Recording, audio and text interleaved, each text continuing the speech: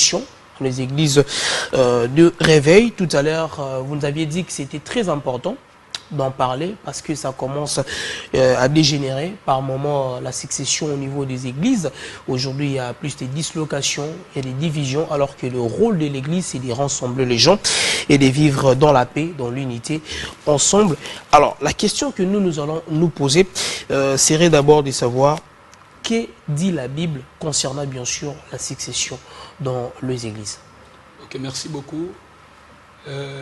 La Bible, dans son entièreté, reconnaît la succession. Pourquoi? Parce que, premièrement, ceux qui font l'œuvre de Dieu, que ce soit depuis le commencement jusqu'à ce 21e siècle où nous continuons à servir le Seigneur, ce sont des êtres qui sont soumis au temps et à l'espace. Okay. Donc, quand nous disons que ce sont des êtres qui sont soumis au temps et à l'espace, c'est-à-dire ce sont des êtres qui ont un début et une fin. Okay. Le début de tout être sur terre, c'est la naissance, et la fin de tout être sur terre étant humain, c'est la mort. Bien que la Bible reconnaît l'existence ou encore l'autre vie après la mort. C'est-à-dire l'homme qui sert Dieu sur terre, quel que soit ce qu'il fait, il est toujours soumis au temps et à l'espace. Il viendra un moment où il va quitter cette terre, et comme l'œuvre doit continuer, il doit y avoir un groupe de gens ou encore une personne que l'Éternel va élever comme leader après lui pour continuer l'œuvre. Et la Bible reconnaît cela parce qu'au travers de la Bible, nous voyons beaucoup d'exemples au sujet de la succession. Au milieu des enfants de Dieu, le peuple d'Israël, je vais même commencer avec leur père Abraham. Quand Dieu a appelé Abraham, Dieu a confié à Abraham une mission. Celle de faire sortir de lui une lignée, un peuple avec qui il devait marcher. Mais quand Abraham est venu de son vivant, il n'a pas eu 100 fils. Il a juste eu quelques fils, et parmi tous ces fils, Dieu a choisi juste Isaac. Donc Isaac devait succéder à Abraham pour continuer la promesse. Après Isaac, il y a eu Jacob. Jacob devait aussi succéder à Isaac pour continuer la promesse. Et après Jacob, il y a eu les 12 fils. C'est par Jacob même que la promesse que Dieu avait donnée à Abraham était devenue réalité. Donc, si nous venons dans d'autres exemples, au milieu des enfants d'Israël, nous voyons qu'il y a eu beaucoup de successions. Dans la royauté, par exemple, Salomon a succédé à David, Roboam a succédé à Salomon, et même dans le milieu prophétique, Élisée a succédé à Élie pour continuer la mission. Et dans les sacerdoces lévitiques, on pouvait voir comment cela se transmettait de père au fils. Eliezer a succédé à Aaron. Et même dans le Nouveau Testament, les apôtres ont succédé à Christ pour continuer la mission. Donc c'est une réalité et la Bible le reconnaît. C'est une réalité, la Bible le connaît. Alors la question qui va suivre, c'est de savoir qui doit succéder. Et ça doit être forcément le fils, bien sûr, du visionnaire, ou ça doit être une autre personne qui doit nécessairement succéder le visionnaire, bien sûr, de l'Église. Alors, le véritable leader doit être à mesure de repérer, de voir celui que Dieu a prédestiné, celui qui a la capacité de continuer l'œuvre après lui. Et dans la Bible, nous pouvons le voir avec David. Déjà de son vivant, David pouvait voir parmi tous ses fils et parmi toutes les personnes qui étaient autour de lui, que c'est Salomon qui était capable de continuer la royauté après lui. Il a pu repérer cela de son vivant. Alors quels sont les atouts, en tout cas, ou les choses qui montrent à suffisance que cette personne doit absolument succéder, les qualités qui doivent avoir justement ce successeur? Je pense que l'élément de base que l'homme de Dieu peut utiliser pour comprendre que c'est celui, mon successeur, c'est la révélation divine. Pourquoi je dis cela? Je dis ça parce que nous parlons de l'œuvre de Dieu. Qui est œuvre de Dieu, qui dit œuvre de Dieu, pardon, dit la volonté ou encore la poursuite du plan divin. Donc c'est Dieu lui-même qui a tout arrêté en avance. Et c'est Dieu qui révèle aussi à la personne qu'il a choisie que quand tu ne seras pas là, ou quand ta mission, ton passage sur terre est aussi là, c'est telle personne qui prendra les relèves. Il y a un exemple comme ça dans la Bible, c'est entre Moïse et Josué.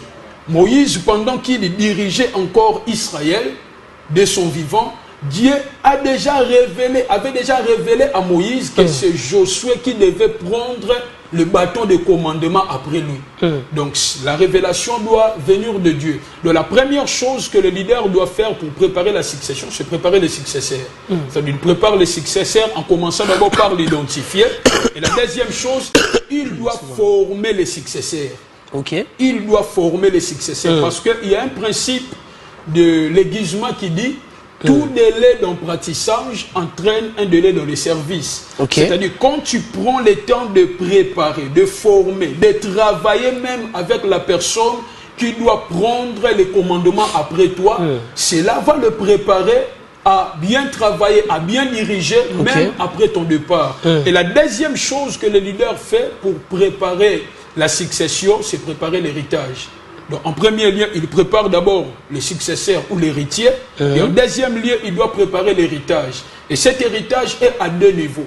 Le premier niveau de l'héritage, c'est l'œuvre qu'il doit léguer à l'héritier. L'œuvre d'abord. Il doit préparer l'œuvre. Un bon leader a kendakate atiki œuvre na imperfection et belé atiki la successeur musala encore makas. Il doit bien préparer l'héritage. Et le deuxième héritage qu'il doit léguer ou encore préparer pour communiquer à l'héritier, c'est la sémence. Quand je parle de la sémence, dans le milieu chrétien, je vois la vie et les caractères. Parce qu'un bon leader communique au-delà de l'onction la vie et les caractères. Et ce sont deux choses qui vont permettre surtout à celui qui va diriger après lui d'être à la hauteur pour bien conduire les choses. Et il communique la vie et les caractères au travers de deux choses. L'enseignement, mais aussi au travers de ses prières. L'enseignement au travers de ses prières. C'était encore vivant. Mais pendant qu'Aza encore vivant, Moïse habituait déjà Israël au leadership de Josué aussi. Par exemple, dans Exode chapitre 17, quand nous voyons Amalek aïe Abundisa Israël, Moïse était en vie. Mais Moïse, il a demandé à Josué de choisir dans le camp d'Israël des hommes qui à commander pour que Babundisa Amalek. Donc quelque part, il habituait déjà Israël aussi au leadership de Josué. Aussi, Moïse, nous le voyons souvent dans la Bible, être toujours avec Josué. Même dans ma expérience surnaturelle. Moïse a mati du Kolango, tout est matanayo, mais à se retrouver qu'on a avec Josué. Donc il habituait déjà Josué na style de vie moroboye, mais aussi à ça pour habituer les peuples dans le leadership de Josué. Et ce sont des choses qui facilitent la succession.